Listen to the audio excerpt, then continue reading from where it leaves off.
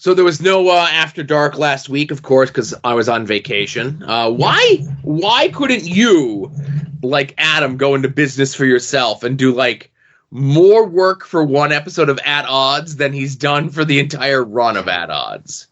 Oh, okay. How did that go? I heard it was well received. It was really good. I had no idea what to expect. We could pull the curtain back here. Mm-hmm. But I'm glad that Adam got a hold of me before I lost all communique. Right. While I was on vacation. But he had sent me while I was in the air flying down to Florida on Sunday. He's like, hey, could you do this? Like this particular verbiage, right? Mm-hmm. And I go, okay. I go, I'll try to get it to you as quick as I can. I go, because I don't know what my connection issue is going to look like, as the week goes on. And he goes, no worries, as long as you get it to me by like Thursday, or Wednesday or whatever it was, right? Mm-hmm. Excuse me. So I'm just looking to see exactly where it was. It was like, I'm on the tarmac. I go, when do you need it? He goes, by Wednesday. I go, okay. He goes, act like it's a voicemail, be annoyed, right? Mm-hmm. And I go, can I do this? And he goes, no. It has to be just like how I'm asking you to do it. I go, okay. And that's all I asked. And that was it, right? So I just happened to have like a free moment while we got there. We got to the place we were staying Sunday before we got on the cruise on Monday. Mm-hmm. I had a moment out on the little balcony in the place that we were staying. Or it was Monday morning. And everybody was like, I had my shit all ready to go. So it was nice. You could hear the ocean in the background. There's birds chirping. I go, oh, this is perfect, right? Like it's like I'm from the cruise or from the island, so I say what it is. And Adam has like multiple guests on. He's got multiple, and when I say multiple, like 10 plus different AI voice people calling in, right? Mm-hmm. Right. And he's doing his bits and his everything else. And I'm listening. And like right when we got home that Saturday, and we're going to fill in the gaps of everything in between that, right? Right. And then I'm going to tell you about me in that little bit that you guys are doing. Okay. So I get into it, and I'm like, I got a week backlog of podcasts, right? I'm like, what's evergreen that I don't need to listen to immediately? What's the order? And I got to listen to all my Dabbleverse stuff in, right? And then like things are moving on the schedule, and I'm like, all right, I got everything scheduled, I got everything ready to go. Now it's time to listen to Adam's Fuck Around Playground, right? Right. And I'm listening to it, and I'm texting him while I'm listening. I'm like, oh my god, multiple out loud laughs, multiple gasps, multiple shocks. Like I said, Adam, I said it to him privately in text. I said it semi-publicly when we were up DJs at soon-to-be-named Network North on Sunday for the pay-per-view, and I'm saying it here. I think on At Odds this week we have to act like it was real or something. I don't know, right. But I'm saying it here. It was hilarious. It was funny. If you like any little tiny bit of the wrestling content or any of the it's super insular too. Like you have there's references that the AI voice people call in that is like referencing things from like our own personal conversations. But it was so funny. Right. So I get a text after the thing, and it's like, so I'm doing a silly little bit for the podcast while Joe's away. Long story short, it's basically a clip show of podcast that I appeared on while he was on vacation. For the most part, it's an excuse to have a bunch of cameo appearances on the pod. I was thinking that there should be a clip from this week's Porch Talk, but it's just you ranting about something. I figured you can trash wrestling. And he's like, if you're down for anything you can think of, a minute's worth of anti-wrestling Todd-isms and record it with your ringtone maker. And I was like, let me think about it. And I got busy. And I thought about it. And I thought about a couple of things. And nothing was not like, it didn't have to be funny, but nothing like, I was like, I'm not going to demand it to be funny, but I couldn't come up with anything. And I'm like, and if I'm going to half-ass this, and it's going to be stupid, I said, there's bits like when we do me and you, me and Adam, whoever, and it happens, and I know exactly what I'm doing, I feel confident about it. But when I get wishy-washy and I'm like, oh, should I do this or should I do that? And along the way, I had nothing right out of the gate. And then like a day in, I was like, well, maybe do this or maybe. And I was like, no maybes. If I can't come up with something that I at least think is good, I'm not doing it. So I ended up talking to him while we were playing Grand Theft Auto. I said I couldn't come up with anything. And I didn't want to I didn't want to do something stupid just to say I did something. So I missed out on the best episode of At Odds ever. So. Well, and that's the thing. I'm glad that you didn't turn in subpar work just to turn in work to be part of the bit, right? Yeah. I'm glad, like, because I know people that are like, well, I was asked to do it. You know, I have to turn in something, whether it's good or bad, right? That's usually me. Like, I want to, not because I said I would. You know what I mean? Yeah. And I'm a man of my, like, I know people probably don't believe it, but I'm a man of my, if I tell you I'm going to do something, I do it. You know what I mean? And I was like, it's just not going to be good, but go ahead. So, like I said, I was given explicit instructions. I said, can I do it like this? And he said, no, it has to be like this. And I'm like, perfect. So, like, I'm just reading lines, right? Mm-hmm. Instead of doing them, but go ahead. Exactly. So one of the bits that you would enjoy, and again, Easter egg upon an Easter egg upon an Easter egg. So one of the things that we did on the cruise was we left the ship and we went to an island that was owned by Royal Caribbean or whoever it was that we were on. And like the whole thing was called A Perfect Day at Coco Cay was the name of the little island, right? Right. So the island was Coco Cay. I didn't call it that in the call. What do you think I called the island that we went to? The Coco Beware Island? No. The Cocaine Island. Well, oh, Cooey. I like that. Yeah, because it's Coco Cay. It was Cococay, and I'm like, could have been K's, but I'm like, oh, Cooey. I'm going to Cooey. And again, that was for the comic book people. Right. Well, I would have got that. Exactly. So before I get into my trip. Right. I just want to say one thing, too, over the weekend. How was your get-together at soon-to-be-named Network North? Because I saw the photo for Sting's bar mitzvah or whatever they were doing over the weekend. Yes. And I saw the photo, and I was aghast that someone showed their whole face. In the picture. No, because even when we went out and did various things at shows, there's never been uncovered that I've ever seen. Again, that's not a decision for me to make, you know? Right. You know, he very easily could have like asked like, hey, if you post it, because he said like, hey, Dewicki wants this for the Discord. Right.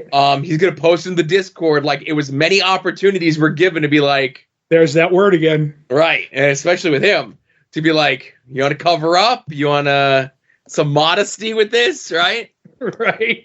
A cod piece, maybe? Something, right? Mm-hmm. But yeah, I can't believe, that Tim put his face out there for everyone to see. My goodness. Yes. But so that's all I had. So, and anything happened to you in the last week, Todd, that you'd like to cover, discuss in the show? Can you believe that with no podcast to do last week, no After Dark or regular show, I had a low-key week. I did absolutely nothing. I loved it. Tuesday came around. I was like, oh, it's 9:00. I should be recording. Fuck that. I'm on the couch. I'm killing people in GTA and watching whatever I could find on TV. It was a good time, Joe. The show almost never came back. That's all I'm going to say. Well, it had to at least. We had to do one last one to get to 700 this week, right? Yep.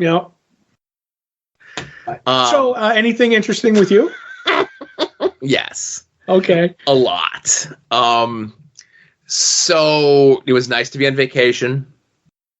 It was nice to see family. I don't get a chance to see my brother who lives in Texas and his wife and kids and everything else like that. And it was nice to have everyone together on a trip.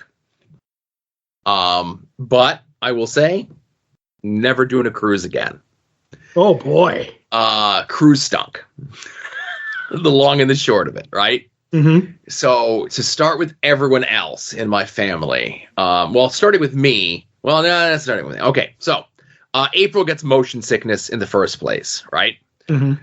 And we're going on a boat, motion sickness central. So she goes to the doctor. The doctor prescribes her the patch. Are you aware of this patch? This little thing? Yes, I know what they are. Yeah. Okay.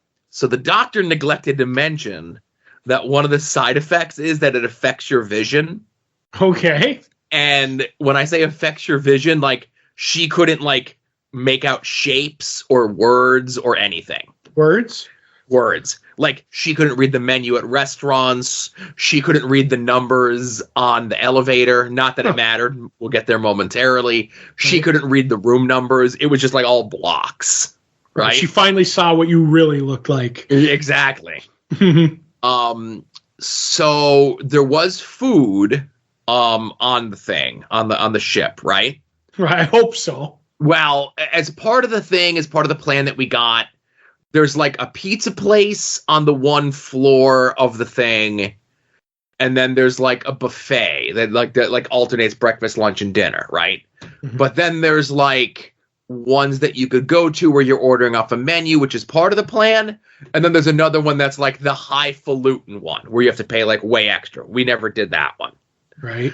The one where you're ordering off the menu, it was good, but like definitely not for kids. And out of the group of 11 of us, there was 5 kids. Went over well a bit. The little bit fancier places that we went to, the meal that I got was great, right? But when the kids were ordering off the kids menu, and at the fancy place, when the kids order a grilled cheese and they get a grilled cheese at the buffet, it's a grilled cheese. This probably has like sourdough bread and Munster cheese. No. This was the grilled cheese at the little bit fancier of a restaurant was literally 2 pieces of toast with a piece of cold cheese in the middle of it.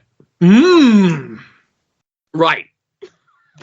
So I had to explain, like, my kid is the oldest one by far. Like, it's kids as, my kid's 12 and it's other kids as young as 5. So I can't explain to, like, everyone under that, but I can explain to my kid that, like, on this ship, all of the food is prepared the same way in the same place, right?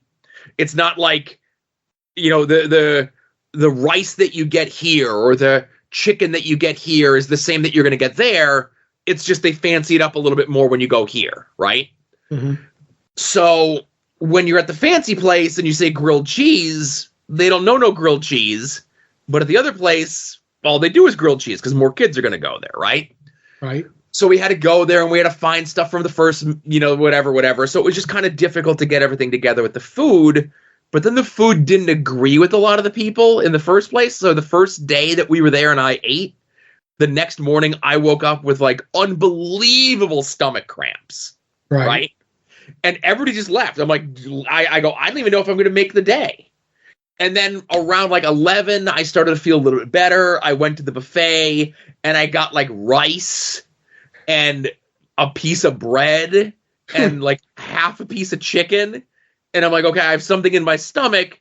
I'm going to go off the boat to see if I could find everyone on the island. A perfect day at Coco Cay, a.k.a. Kui Kui Kui. Right. I did. I got to the beach. Going to the beach was nice. Playing with the kids was nice. Getting the water was nice. I like that, right? Another thing. So we get the flight, we get the boat, and we're like, it's relatively inexpensive, all things considered. That we're going on like a 4-day cruise and whatever. Everything else is extra, Todd. And when I say everything else, if you want to drink anything other than cups of tap water, that is $58 a day per person, plus tax, plus an $18 gratuity a day. Yeah. I don't know if you know this, Joe. They got you. You're on a boat. What are you going to do? What am I going to do? Right. Do you want the alcoholic package? Oh, well, I would. I would pay whatever they ask. But that's $79 a person a day. Plus a deal tax, at thrice the price. Plus $18 gratuity, right? That's right. There's also a Starbucks on the thing, not included in any of the drink packages. Okay? Well, because it's Starbucks. Right. And everything else that was on there, anything that you're like, hey, boat's going to dock and you can go to the beach. Okay. You want a mat on the beach? That's $20. Mm-hmm. Do you want to do any of the excursions on the beach? Like go to the dolphins, go to the little water park, do anything? Starting at $59 a person for kids, up to $100 per person for adults. Yeah. All this money to be on a floating toilet. Yeah. There's a gym upstairs. Ooh. You want to go use the gym equipment? Cool. They're teaching, like, my wife, does yoga. So she's like, I got to go to one of the yoga classes. $24. Were you clanging and banging while you're on that? Oh, yeah. Chicken and rice all the way. Again, moving plates, Joe was. Also, the room that we had was a small room, which is fine, but it was supposed to be for 3 people. Mm-hmm. And we were definitely in the prison room because we had like I guess it would be a king size bed, which was just really like 2 full sizes put together. Mm-hmm. And then because we had 1 extra person, my kid, there's a bed that they had to come in and like undo like 2 bolts, and it came down from the ceiling on like a little like hanging thing, right? Oh, it was more of a hammock, right? Yeah, and he got no, it was actually like a bed. It claimed that it would hold up to 300 pounds. Right. I wanted to test if that was true or not, but nobody else in the room wanted me to. Mm-hmm. My brother. That would have been extra if you broke it. Right. Oh, that's another thing. So, towels. You need it's a beach. It's a beach resort. There's pools. There's things, right? Mm-hmm. There's constant threats all over the place and on the app that when you go and get a towel, you give them your room number. If you don't return the towel, that's $25 for a towel. Yeah. I would have been throwing them overboard. So I don't think, and that's what I was just checking before we start, because I still have the app on my phone. I just went to check to see if we ended up getting charged for any of the towels, because I guarantee at some point I took a towel or my wife took a towel and returned it to the wrong spot. And they're literally like writing on like a piece of paper, like your room number. So I don't know how these things are coinciding. I think it's just the threat of a $25 fee. Right. And our key card. And I'm being yelled at from the other room. Come in. You have to come in. They didn't write down our room number. They scanned my card every time. The first time I got them, they wrote it when I was at the beach. They wrote it down. Oh no, not for me. They scanned my card every time. I had to pull out my. But I just checked the app to see if they charge us for any of the towels. I don't think so. I don't think that they didn't. I looked. I didn't see that they charged us for them. But like when we first got there, and she's Liz, I don't care, So we first got there, and she's like, "Oh, we can, they have like a place where you can go and book your next cruise right there on the ship, and they give you a better deal if you book it while you're on the cruise, right?" Mm-hmm, because they got you. And the first day, she's like, we're going to go and we're going to book our next cruise for the next time. And Todd, would you believe we left and we got off the boat and we didn't book our next cruise? Oh, my God. I can't believe you forgot. We must have forgot. Now, I have a question.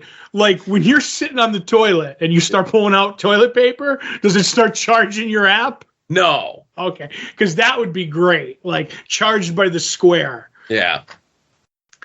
But it's just like I'm not the one who booked it, and like I don't think it was presented, but it definitely makes it feel like it's all inclusive, right? Oh no, it can't be. I get you. Oh, and so the other thing is everything is kind of like a hard press for it, Like when we went to Universal last year, like a lot of stuff was included and a lot of stuff you had to pay for. But when I was at Universal, at no point did I feel as though I was being pressured by any of the employees to upgrade to like a higher package or pay extra for some sort of thing, right? Mm-hmm. It's like, it's here, you want it, great. You don't want it, we don't care. You do whatever you want, right? Mm-hmm. But here, it was like a constant like, oh, you sure you don't want this? You sure you don't want this? You want this? You're walking around like, oh, can we get your picture? And like, they have these things that are set up in like front of these fancy vistas. Oh, you want your picture taken? It'll show up on your app, and then you got to pay $20 each to get the thing, right? Wi-Fi was extra, which is why it was disconnected, and our self-serve, like I was able to get texts and receive texts, but like I have people that send me like, oh, here's a screenshot of somebody doing something stupid, and because they sent it to me while I was on the cruise, it's just like lost in the ether forever. I can't get it. Oh no. Right. So I luckily at least one of the people that did that I saw this past weekend, so I asked them, they didn't remember what it was they sent. Oh. So just trying to think what else. Okay, so so one of the times that we went to the fancy or eating place that was part of our whatever with the piece of toast with cold cheese in between it for grilled cheese, they came over, and while we're eating our meal, they tried to like get us to do like, oh, tomorrow we're doing like this tour of the kitchen thing where we're like, we take the whole thing and we show you how it all works. It's only $80 a person. But because you're here, we're going to give you like a discount of 30% off for each thing, right? Right. And it's just like, I'm eating my meal. Leave me alone.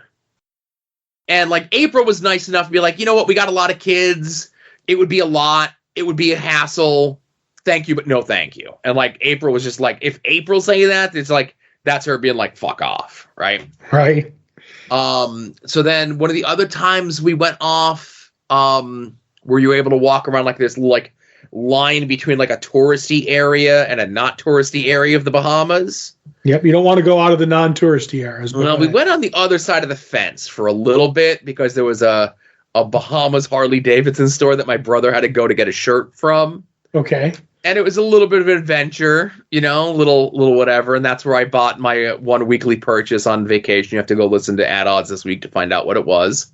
Is that besides my gift? You know what? I think your gift got lost in my luggage, which we'll get to. Oh, okay. So, and I know another thing is, I will say very organized, very orderly to get get on the boat, get off the boat. Like when we got on the boat, when we first got there, perfect, no problem. Got off the boat, very organized. You get a thing. It tells you like, okay, you need to be out of your room by 8 o'clock. You need to be on this floor by this thing by this time. And then group by group, we're going to start getting people out in line. And it was very organized, very orderly to get you on the boat and get you off the boat. So I give them kudos for that. Was one other thing I was going to mention in regards to that. Like, we didn't get a chance to do everything that we wanted to do on the boat either, is because we're trying to service 3 different families, each with 3 different age ranges of kids. So it was a little difficult to kind of get everybody together to do all the same thing at the same time. So we missed out on a couple things. No big deal. If another vacation comes up, it's not going to be a cruise, but there's not going to be another vacation. Yeah. I would like to think that did you ever go to the casino? We walked through the casino. Because I would like to think you walk in the casino and they're like, do you know it's $80 a person to gamble before you put down 1 chip? That's like, I could see that happening. Like, go fuck yourself, Cardinal. Yeah. So a lot of it is, you know, they have you, before you leave, they have you connect a card or some sort of payment method to your room key. Right. And that's how you pay for everything. You just give them the room key, and that's how they do it. And I assume that's what they would do in the casino, which would be very dangerous. It's essentially you're gambling with a credit card, right? Yeah. See me, because if I showed up and be like, oh, you got to hook up a card. I'm like, I'm paying straight cash, homie. Yeah. I don't think that would go over well. So we got off. One thing I do want to say is you went shopping in the Bahamas. Yes. I went to the Bahamas once when I was in my early 20s. My father was getting remarried. And it was one of those that he was like, oh, we're getting remarried and blah, blah, blah. And me and my wife, we want to take the family down to the Bahamas for a trip. And he asked me and my brother, thinking we would say no, because we said no to every like away trip with the old man. And he was like, do you want to go? And me and Larry just looked at each other and went like, yeah, like free room and board in the Bahamas for a week. Let's go. And he was kind of shocked, and we ended up going down. But you saying we were like in the resort area, like in the hotels. We didn't take a cruise, flew down, flew back. And it was like, you want to go shopping? I was like, all right, let's go. And I'm like, I'm not buying anything, but I'm going with the old man and some of the family. And they put us on buses and they told us to be careful. Like, and when they bust us out of the resort through the gates, and we went through like war. I don't know if there was a war going on in the Bahamas at the time, but it looked like it. And they took us like to the shopping area, and they said like, do not wander off. Like, do not like just shop in this area. And there was like armed guards and stuff like that. It was very bizarre. But the only thing I really remember is my father buying an expensive watch and then giving me his old expensive watch to wear through customs because he didn't want to, report anything as he was coming back. It had to be like a certain, you have to, like, if it's a certain amount or multiple. Right, you have to claim or whatever. And my father's like, this is your watch. I was like, oh, okay. It was like hanging on my arm. You know what I mean? But yeah, I went to the Bahamas, but I went to like the resort. I had a good time, and that's where I got my first gambling bug. But anyway, so luckily, that's the only bug you got. That is true. I didn't get the bug that you got, the stomach bug. So the thing is, if you've like looked at the news in the last month, there's been like severe travel advisories to go to the Bahamas. Right. Like murders and kidnappings and everything else like that. And like we literally just like walked right around the fence and we're like, let's hope everything goes okay while we get back, right? But as soon as we got to the Harley Davidson thing so my brother can get his shirt, it was like, get on the other side of that fence because that's like safety over there, right? Right. I got an email to the Longbox Heroes account. It's like, we have your co-host. Send money through the PayPal. I'm like, I don't have access. Sorry, Joe. Goodbye. Oh my goodness. So we get off the boat. Oh, and the other thing. So when we get down there, we needed to get an Uber from where we were staying on the Monday with my brother to the boat. And I'd never gotten Uber before. I've never done Uber, right? Right. April's done Uber before when she's gone on her work trips, and it's been varying experiences. And, you know, we had 3 people with suitcases, so, like, she had to do, like, Uber XL, you know. I get the hint. I'm a fat guy, right? Yeah, but you beat me to it, but go ahead. So this guy shows up in, like, a brand new-ish, shiny, polished, like Chevy Tahoe, with the like extra row of seats. He gets out of the thing. He's wearing sunglasses and like a sports coat, leather seats. He takes our bags. And I even say to the guy, I go, listen, I've never taken an Uber before. I go, you're setting the bar really high for everyone else, right? Mm-hmm. So that we're like, oh, we'll get an Uber when we get off the boat, get to the airport or whatever it is. And like, as we're fumbling around with our phones, because now we have connection and like, it's just like text, emails, everything else just pouring in. We're like getting our shit together, getting our bag, and there's like the van there. It's like Miami Airport, $10. We're like, here you go, let's go. Screw Uber, let's go, right? Right. So we get to the airport and we're doing our bag check, and the thing comes up, and the lady's helping us with the bag check because we got ASA, and we're just like you know, we're touching the screen, it's not touching. So it's like, oh, let me come over, and she goes, oh, your flight's not leaving until like 2, and like it's 9 o'clock. You know, you guys want to do standby for an earlier flight? And we're like, I've never done that before. Like, literally, this is the 5th time I've flown in my life, right? 6th time, right?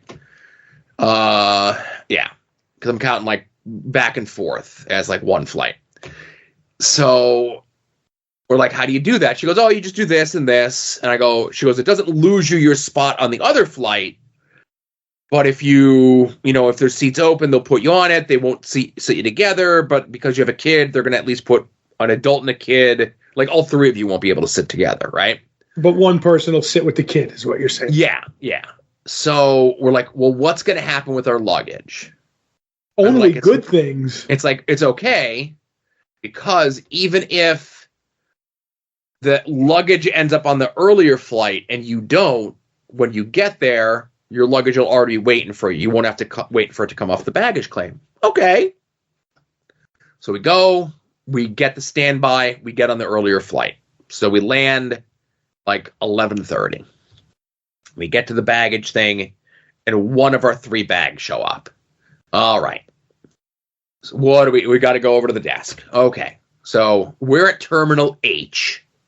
The next United flight that's coming in from Miami is coming in at Terminal A. So you have to go and get on like the little airport like train and go from tram, yeah. The tram, and you have to go from H to where it drops off, and then that's like a 15-minute trek to A. So we get to A, nothing. And they go, well, if the belt's still moving, there's probably more stuff, right? So we're like, okay, so we go in and we're starting to file the claim for our 2 missing bags. And as we do, one of the other bags show up, and the conveyor belt's still going. So we're like, okay, we need to change this from 2 missing bags to 1 missing bag. Okay.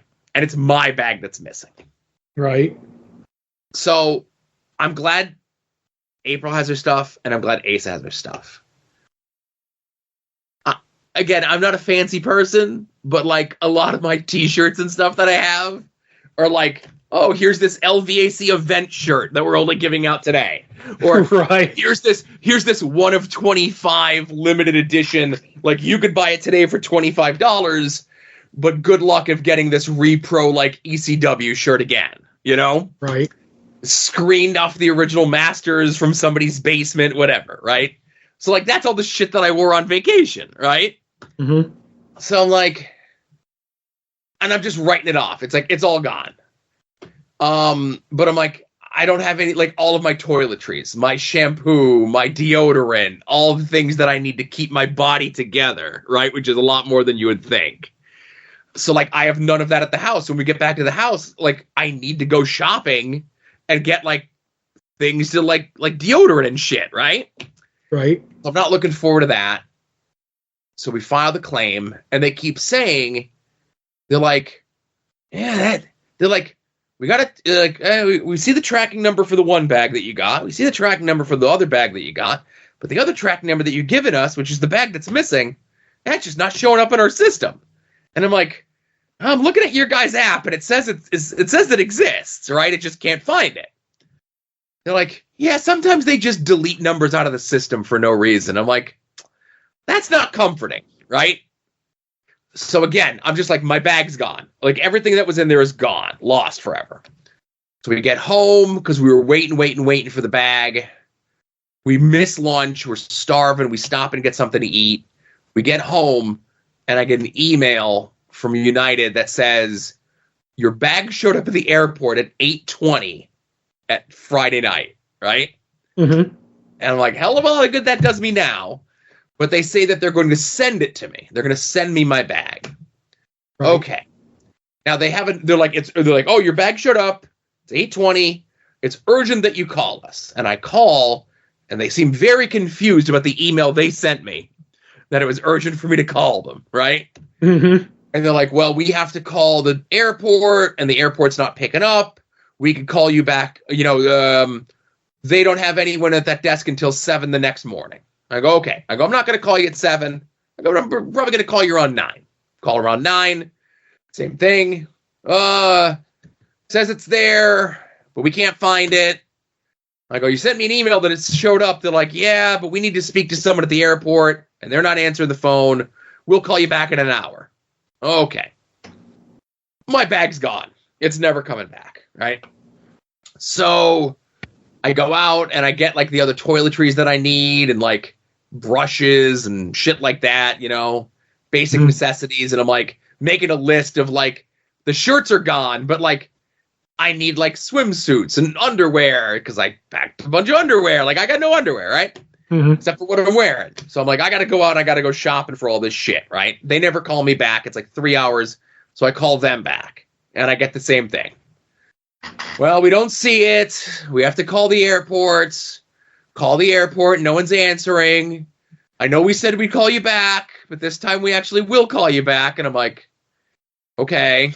So then I get an email that says they put my bag on a plane from Newark to the Lehigh Valley Airport, and someone is driving it to my house. Okay. So this is good news. And then I see the tag, the ticket for the thing, right? Mm-hmm. So first of all, the phone number that they have is April's phone number. Uh-oh. So whatever phone calls that they had been making were to April. So that, and she just keeps her phone on silent all the time. She's like, oh, I didn't know you called or texted. I'm, walking around my phone and just no notifications. I'm like, that's great. So the way that they have the name, and they have there's a site that you can go to. It's like, where's my suitcase.com or some shit like that, right? Right. You put the tracking number and your last name in, and it wasn't coming up. And I'm like, my bag's gone forever. So when I get the thing that says they shipped my bag to Lehigh and they're driving it to my house, like I didn't think they were going to, when they said they were going to send it to me, I didn't think they were going to just put a stamp on it and put it in the mail, right? I didn't know how it was getting me. I just knew it wasn't like that, right? So I see the file, and they have the name listed as first name, April Asa, together as one word. Okay. And the last name they have as Sposto / not hyphen, / together as one word, Wolf Sposto, because my wife kept her maiden name as part of her last name, right? So that's why they couldn't find it, because they had the first name and last name wrong. Right. No, you had the wrong first and last names. Anyway. It was whoever keyed the thing in at Newark, right? They don't know the difference between a dash and a slash.